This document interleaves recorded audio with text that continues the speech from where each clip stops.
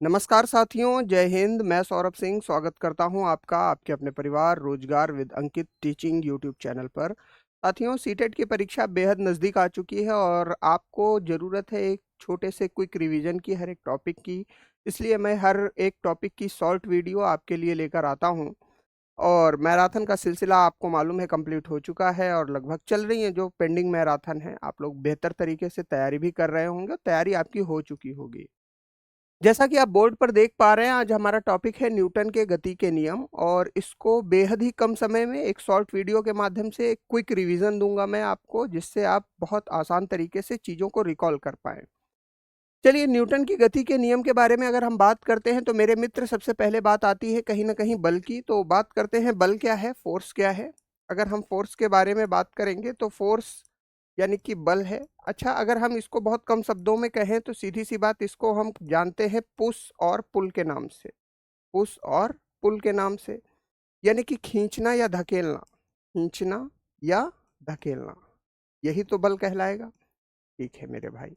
अच्छा, अगर मैं आपसे पूछूं कि भाई बल को हम किसी और कारक के रूप में कैसे जान सकते हैं, तो बल वह महत्वपूर्ण कारक है जो किसी भी पिंड की स्थिति में परिवर्तन करता है। चलिए, इस बात को भी हम लिख ही लेते हैं। यानी कि अगर हम यहाँ पर बात करें तो वह महत्वपूर्ण कारक है, वह महत्वपूर्ण कारक है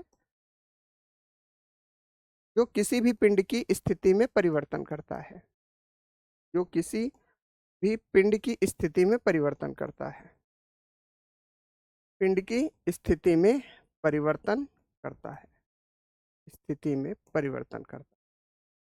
यानी कि अगर मेरे भाई इंग्लिश में मैं इसी बात को कह दूं तो important cause which changes in the position of object, cause which changes in the position of object,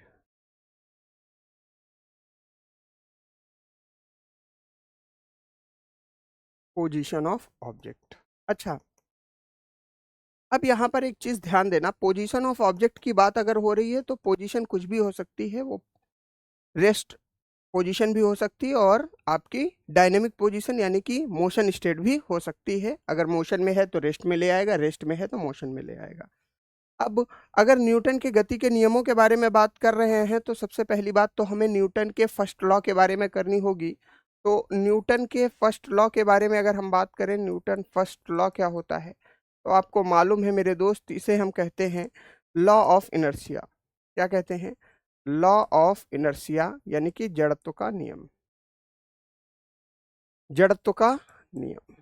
यही कहते हैं कि नहीं कहते हैं? बिल्कुल यही कहते हैं। अच्छा, अब बाबूजी बात आती है जड़त्व की। जड़त्व क्या है? अगर हम जड़त्व के बारे में बात करें तो पिंड अपनी स्थिति में बने रहना चाहता है।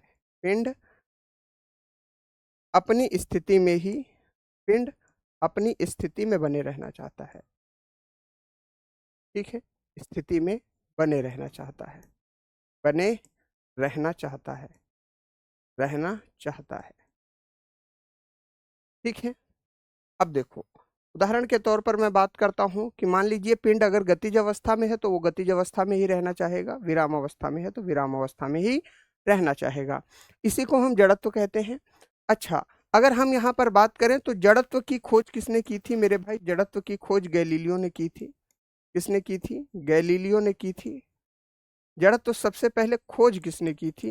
तो इसके बारे में सबसे पहले गैलीलियो ने बताया था। अब अगर हम प्रकार इसके देखें तो जड़त्व के प्रकार क्या होते हैं मेरे भाई? गति का जड़त्व हो जाता है, गति का जड़त्व हो जाता है, और जिसको आप इनर्शिया ऑफ मोशन भी कहते हो, इनर्शिया ऑफ मोशन भी कहते हो। दूसरा, अगर हम यहाँ पर बात करें तो दूसरा ये जड़त्व हो जाता है विराम का जड़त्व, विराम का जड़त्व, जिसको आप इनर्शिया ऑफ रेस्ट भी कहते हो। और अगर हम बात करें तो दिशा का जड़त्व भी हमें देखने को मिलता है ना? तो इसको आप इनर्शिया ऑफ डायरेक्शन भी कहते हो। अब आपको मालूम है इनमें प्रक्रियाएं क्या होती हैं। गति का जड़त्व, जैसे चलती हुई गाड़ी पर अचानक ब्रेक लग जाता है तो हम आगे की ओर गिर जाते हैं, ये क्या है? गति का जड़त्व है। अचानक खड़ी हुई गाड़ी यानी कि जो विराम अवस्था में गाड़ी खड़ी है और अचानक वो चलने लगती है तो हम पीछे की ओर गिर जाते हैं, ये विराम अवस्था का जड़त्व है। जब हम अपनी साइकिल या गाड़ी को कहीं पर मोड़ पर मोड़ते हैं तो अंदर की ओर झुक जाते हैं मेरे मित्र, ये दिशा का जड़त्व है। अब चलिए बात करते हैं न्यूटन के द्वितीय नियम के बारे में, न्यूटन सेकंड लॉ के बारे में। न्यूटन सेकंड लॉ क्या कहता है? देखो, न्यूटन सेकंड लॉ कहता है संवेग में परिवर्तन हमें बल देता है। संवेग में परिवर्तन हमें बल देता है। परिवर्तन क्या देता है? बल देता है, यानी कि change in momentum. Change in momentum ये क्या देगा? हमें फोर्स देगा। ठीक, कैसे देगा भाई? सर हम तो नहीं मानते। देखो ध्यान से कैसे देगा।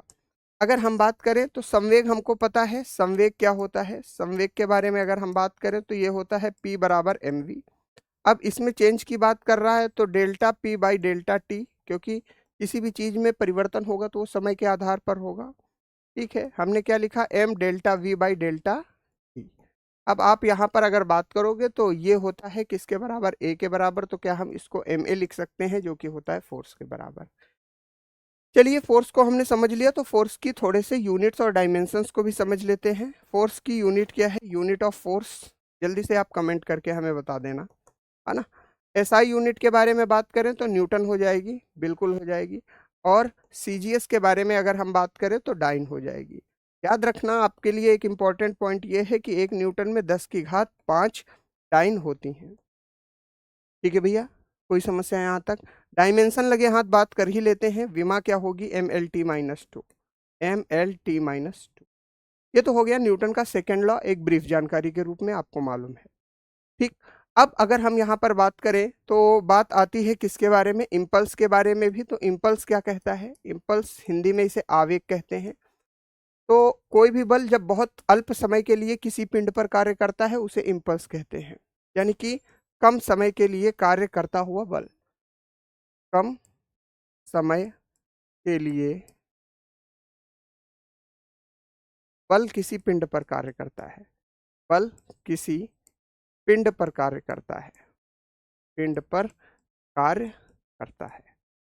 ठीक है मेरे भाई। For short duration. For short duration बात समझ में आई?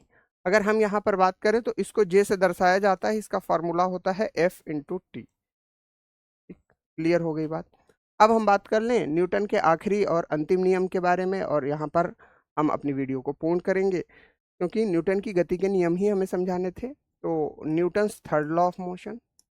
न्यूटन्स थर्ड लॉ क्या कहता है? आपको मालूम है, इसको हम क्या कहते हैं? क्रिया प्रतिक्रिया का नियम, action reaction force. Action reaction force. ठीक है भाई। अगर हम यहाँ पर बात करें तो इसे कहेंगे क्रिया प्रतिक्रिया नियम। अच्छा बाबू, एक चीज और इसे कहा जाता है, इसे संवेग के संरक्षण का नियम भी कहा जाता है ना। संवेग के संरक्षण का सिद्धांत भी इसी नियम पर आधारित है। संवेग के संरक्षण का सिद्धांत भी इसी नियम पर आधारित है। संवेग के संरक्षण का सिद्धांत भी इसी नियम पर आधारित है। सिद्धांत यानी कि m1u1 plus m2u2 equals to m1v1 plus m2v2। ठीक है मेरे भाई, है ना। Law of conservation of momentum जिसको आप कहते हो, लिख देता हूं मैं कंजर्वेशन ऑफ मोमेंटम, है ना। इसके अगर हम एग्जाम्पल के बारे में बात करेंगे तो एग्जाम्पल के तौर पर हम लिख सकते हैं रिकॉइलिंग ऑफ गन, है ना। रिकॉइलिंग ऑफ गन, है ना। Rocket launching, rocket launching.